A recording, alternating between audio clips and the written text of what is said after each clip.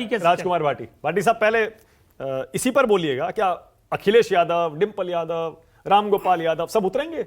नहीं, विषय पर बोलने से पहले मैं एक किसानों की पीड़ा आपके चैनल के माध्यम से सरकार तक पहुंचाना चाहता हूं। ये मेरे हाथ में एक प्रोडक्ट है इफ़को का। किसान जो भी यूरिया DAP लेने जा रहे हैं कोऑपरेटिव सोसाइटी पे, उन्हें जबरन ये बोतल दी जा रही है और ये 250 रुपये में दी जा रही है। और 10 बोरी आमतौर पे एक किसान लेकर आता है तो 2500 रुपये उसे फोकट में देने पड़ रहे हैं। और ये एक मतलब किसानों के साथ अन्याय है। 2500 रुपये किसान के लिए बहुत बड़ी रकम है। मेरा सरकार से निवेदन है, एक सरकार थी उत्तर प्रदेश में, आपको मानक जी याद आ जाएगा, कि शराब की हर बोतल पे 50 रुपये एक्स्ट्रा लिए जाते थे और पूछते थे ये किस लिए, कि सरकार को जाएंगे, मुख्यमंत्री को जाएंगे। वही हाल ये योगी जी कर रहे हैं उत्तर प्रदेश में। तो ये गलत है, इस पर सरकार संज्ञान ले और किसानों का ये उत्पीड़न बंद करे। अब मैं आता हूँ विषय पे। आपने बहुत बढ़िया विषय रखा और बहुत बढ़िया तरीके से आपने पेश किया, आंकड़े भी और स्टेट वाइज जो बताए समीकरण। इस देखिए, भारत की चुनाव प्रणाली में लोकसभा से बड़ा चुनाव कोई नहीं होता। सबसे बड़ा चुनाव लोकसभा का है। राष्ट्रपति का चुनाव भी इससे बड़ा नहीं है, क्योंकि लोकसभा सदस्य ही और राज्यसभा सदस्य ही राष्ट्रपति चुनते हैं, ना राज्यसभा इससे बड़ा है। तो बड़े चेहरों को तो ऑटोमेटिक ही उतारना चाहिए और उतारती हैं पार्टियाँ। हमारी पार्टी तो उतारेगी, बड़े से बड़े चेहरों को उतारेगी। अखिलेश जी लड़ेंगे, पूरी ताकत से लड़ेंगे। युद्ध में ताकत बचा के किस लिए रखनी है? जब युद्ध ही हार जाएंगे तो उस ताकत का करेंगे क्या? पूरी ताकत लगाएंगे, एकजुट होकर लड़ेंगे, एक मत होकर लड़ेंगे और भारतीय जनता पार्टी को हराएंगे। ऐसा तो नहीं कि यूपी में बहुत सारे चेहरे आ जाएंगे, अब मैं आता हूं, आ जाएंगे, कांग्रेस के भी आ जाएंगे, नीतीश जी भी आ जाएंगे। अब मैं आता हूं अगले विषय पे। हाँ। आपने कहा स्टेट, आपने थोड़ा बताया, मैं इस बात से आपकी से सहमत हूं बिल्कुल। पंजाब, उत्तर प्रदेश, बिहार, पश्चिम बंगाल और महाराष्ट्र, इन स्टेट्स की गुत्थी गठबंधन को जल्दी से जल्दी सुलझा लेनी चाहिए। और अगर जनवरी में इन 5-6 स्टेट की गुत्थी सुलझ गई तो 100% इंडिया गठबंधन चुनाव जीत जाएगा, सरकार बनेगी। और अगर इन्होंने जनवरी भी ऐसे ही निकाल दी जैसे अब तक निकला है, तो फिर हम निराश होंगे, जनता निराश होगी। मैं आपकी बात से बिल्कुल पूरी तरह सहमत हूँ। लेकिन जो अंदरूनी खबरें हैं, बहुत गंभीरता से काम चल रहा है, मीटिंगें रोज चल रही हैं और मुझे पूरा विश्वास है कि ये कोई विवाद नहीं होगा, आराम से सुलझ जाए। यूपी का भी हो जाएगा, यूपी का भी। कितनी सीटें कांग्रेस को मिलनी नहीं, चाहिए? ये तो अच्छा, देखो, ना तो हमें अधिकार है कहने का। अच्छा, किस फॉर्मूले से मिलनी चाहिए? नहीं, फॉर्मूला तो जब फॉर्मूला, अगर आप जो फॉर्मूला पूछना चाह रहे हो उस फॉर्मूले से तो कांग्रेस बहुत घाटे में रहेगी। लेकिन हमारे अध्यक्ष जी लगातार कहते रहे हैं कि हम बड़ा दिल दिखाएंगे, उदारता दिखाएंगे और कांग्रेस को सम्मानजनक सीटें उत्तर प्रदेश में मिलेंगी। और हम जब एक हैं तो एक होकर ही लड़ेंगे, हम मन से एक हुए हैं।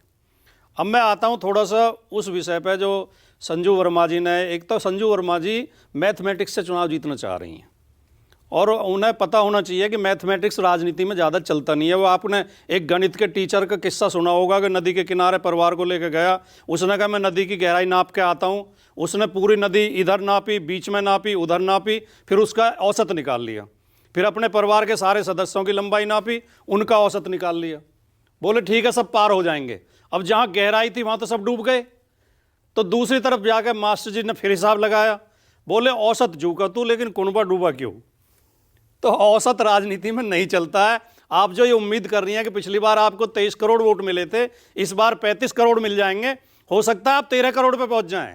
राजनीति में जब मुद्दे उठेंगे, जब माहौल बनेगा, जिसके लिए हमें बार बार उद्वेलित कर रहे हैं वाजपेयी जी हमारे मित्र, मैं समझ रहा हूं ये अतिशयोक्ति, मतलब अन्योक्ति के तरीके से हमें बूस्ट कर रहे हैं। आप मुद्दे उठाओ। आप उनको 23 से 15 पे ला रहे हैं, 23 से 13 पे, 13 करोड़ पे, 15 नहीं 13 पे आ जाएंगे। राजस्थान, छत्तीसगढ़ जो पार्टी जीत कर आई हो विधानसभा के चुनाव इतने बड़े अंतर से, आप कह रहे हैं उसके 23 से 12-13 करोड़ पे आ जाएंगे? कैसे आ जाएंगे?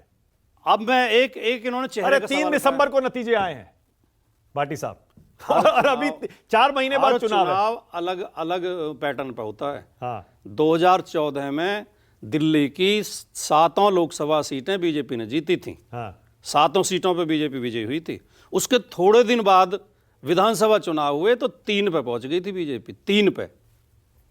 तो ये पैटर्न, एक चुनाव का पैटर्न दूसरे चुनाव पे लागू नहीं होता है। एक संजू जी ने व्यंग किया, इनके पास चेहरा नहीं है, हमारे पास 50 चेहरे हैं और आपके पास केवल एक चेहरा है।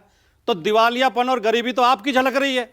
आपके पास तो एक ही चेहरा, वही शादी में, वही सगाई में, वही गौने में, वही त्योहार पे, वही मेले में, आपके पास दूसरा कोई विकल्प ही नहीं है। हमारे पास तो चेहरे चेहरे हैं, 28 पार्टियों में, एक एक पार्टी में एक एक दर्जन नेता ऐसे हैं जिन्हें पब्लिक जानती है, कुछ ज्यादा ही है। और जो, हाँ अब आखिर में मैं केवल उन पर बहुत संक्षिप्त टिप्पणी करते हुए, जो संजू जी ने उपलब्धियां गिनवाई अपनी, 50 करोड़ लोगों के बैंक खाते खुल गए, इससे लोगों को क्या फायदा हुआ? उसमें मिनिमम बैलेंस में अब उनके पैसे कट रहे हैं, उन पर जुर्माने लगाए जा रहे हैं। बैंक में अकाउंट खुलवा देना कोई बहुत बड़ी उपलब्धि है सरकार की। दूसरी बात कही 10 करोड़ उज्ज्वला योजना, वो सारे सिलेंडर अब उसका स्टूल का काम कर रहे हैं, वो दोबारा भरवा नहीं पा रही महिलाएं। उन्हें रोज खबरें आ रही हैं, रोज सोशल मीडिया पे वीडियो आ रहे हैं कि आपने उसमें उसके भी पैसे आप उनसे वसूल रहे हैं बाद में, जो सिलेंडर फ्री दिए थे। आयुष्मान योजना का तो नाम बहुत दिन बाद सुना है। आयुष्मान नहीं, इसका मुद्रा योजना का। आयुष्मान योजना का हाल ये है कि जिसने जाकर पेशेंट ने ये कह दिया हॉस्पिटल में कि मेरे पास आयुष्मान कार्ड है, उसे प्राइवेट हॉस्पिटल एडमिट नहीं कर रही हैं। रोजाना शिकायतें आ रही हैं मानव जी हमारे पास, और ये